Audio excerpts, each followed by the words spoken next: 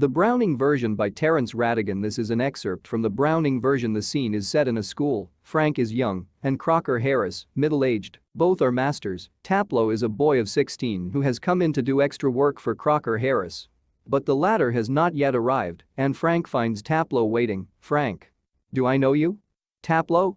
No, sir, Frank. What's your name? Taplow. Taplow Frank. Taplow? No, I don't. You're not a scientist, I gather? Taplow? No, sir, I'm still in the lower fifth. I can't specialize until next term, that's to say, if I've got my remove all right, Frank. Don't you know if you've got your remove? Taplow? No, sir, Mr. Crocker Harris doesn't tell us the results like the other masters, Frank. Why not? Taplow? Well, you know what he's like, sir, Frank. I believe there is a rule that form results should only be announced by the headmaster on the last day of term, Taplow. Yes, but who else pays attention to it except Mr. Crocker Harris? Frank? I don't, I admit, but that's no criterion, so you've got to wait until tomorrow to know your fate, have you? Taplow? Yes, sir, Frank. Supposing the answer is favorable, what then? Taplow? Oh, science, sir, of course, Frank. Sadly, yes, we get all the slackers, Taplow. Protestingly, I'm extremely interested in science, sir, Frank. Are you? I'm not, at least, in the science I have to teach, Taplow.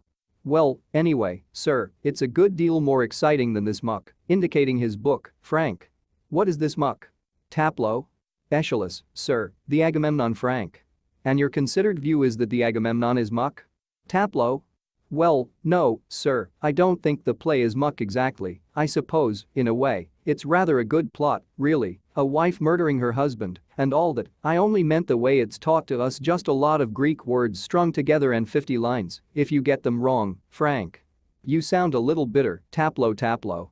I am rather, sir, Frank. Kept in, eh? Taplow? No, sir, extra work, Frank. Extra work on the last day of school? Taplow?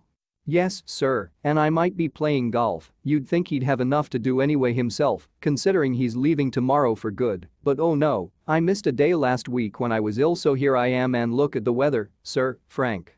Bad luck. Still, there's one comfort. You're pretty well certain to get your remove tomorrow for being a good boy and taking extra work, Taplow. Well, I'm not so sure, sir, that would be true of the ordinary masters. All right, they just wouldn't dare not to give a chap a remove after his taking extra work. But those sort of rules don't apply to the Mr. Crocker Harris. I asked him yesterday outright if he'd given me a remove, and do you know what he said, sir? Frank? No, what? Taplow? Imitating a very gentle, rather throaty voice, my dear Taplow, I have given you exactly what you deserve, no less, and certainly no more, do you know, sir. I think he may have marked me down, rather than up, for taking extra work. I mean, the man's hardly human. He breaks off quickly. Sorry, sir, have I gone too far? Frank? Yes, much too far, Taplow. Sorry, sir, I got carried away, Frank. Evidently, he picks up a newspaper and opens it. Taplow. Taplow. Yes, sir? Frank? What was that Crocker Harris said to you? Just repeat it, would you? Taplow? Imitating again, my dear Taplow, I have given you exactly what you deserve, no less, and certainly no more, Frank. Looking severe, not in the least like him, read your nice Aeschylus and be quiet, Taplow. With dislike, Aeschylus. Frank.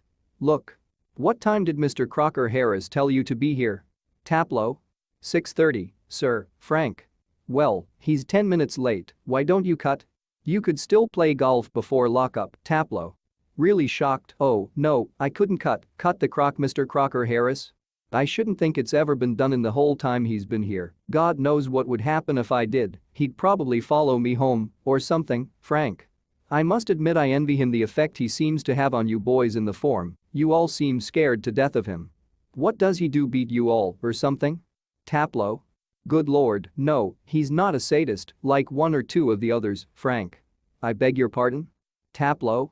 A sadist, sir, is someone who gets pleasure out of giving pain, Frank. Indeed?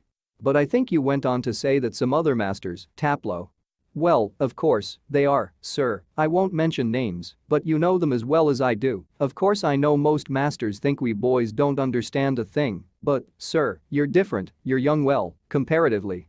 Anyway, and your science, you must know what sadism is, Frank. After a pause, good Lord. What are our schools coming to? Taplow? Anyway, the croc isn't a sadist, that's what I'm saying. He wouldn't be so frightening if he were, because at least it would show he had some feelings, but he hasn't. He's all shriveled up inside like a nut, and he seems to hate people to like him. It's funny that I don't know any other master who doesn't like being liked, Frank. And I don't know any boy who doesn't use that for his own purposes, Taplow. Well, it's natural, sir, but not with the croc, Frank. Mr. Crocker Harris Taplow. Mr. Crocker Harris, the funny thing is that in spite of everything, I do rather like him, I can't help it, and sometimes I think he sees it, and that seems to shrivel him up even more, Frank. I'm sure you're exaggerating, Taplow. No, sir, I'm not. Informed the other day he made one of his classical jokes. Of course nobody laughed because nobody understood it. Myself included. Still, I knew he'd meant it as funny, so I laughed, out of ordinary common politeness, and feeling a bit sorry for him for having made a poor joke. Now I can't remember what the joke was, but suppose I make it. Now you laugh, sir. Frank laughs, Taplow. In a gentle, throaty voice, Taplow, you laughed at my little joke, I noticed. I must confess that I am pleased at the advance your Latin has made, since you so readily have understood what the rest of the form did not. Perhaps, now, you would be good enough to explain it to them, so that they too can share your pleasure. The door upright is pushed open, and Millie Crocker Harris enters. She is a thin woman in her late 30s, rather more smartly dressed than the general run of schoolmasters' wives. She is wearing a cape and carries a shopping basket.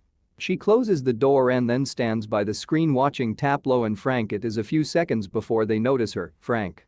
Come along. Taplow moves slowly above the desk. Do not be so selfish as to keep a good joke to yourself. Tell the others. He breaks off suddenly, noticing Millie. Oh Lord. Frank turns quickly and seems infinitely relieved at seeing Millie. Frank. Oh, hello, Millie. Without expression, hello, she comes down to the sideboard and puts her basket on it. Taplow moving up to left of Frank, whispering frantically, do you think she heard? Frank shakes his head comfortingly. Millie takes off her cape and hangs it on the hall stand. I think she did. She was standing there quite a time, Taplow. If she did and she tells him, there goes my remove, Frank. Nonsense. He crosses to the fireplace. Millie takes the basket from the sideboard, moves above the table and puts the basket on it. Millie. To Taplow, waiting for my husband? Taplow moving down left of the table, yes, Millie. He's at the bursar's and might be there quite a time. If I were you I'd go, Taplow.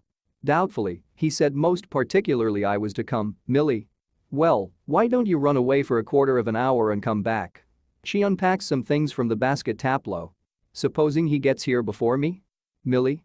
Smiling, I'll take the blame. She takes a prescription out of the basket. I tell you what, you can do a job for him. Take this prescription to the chemist and get it made up, Taplow.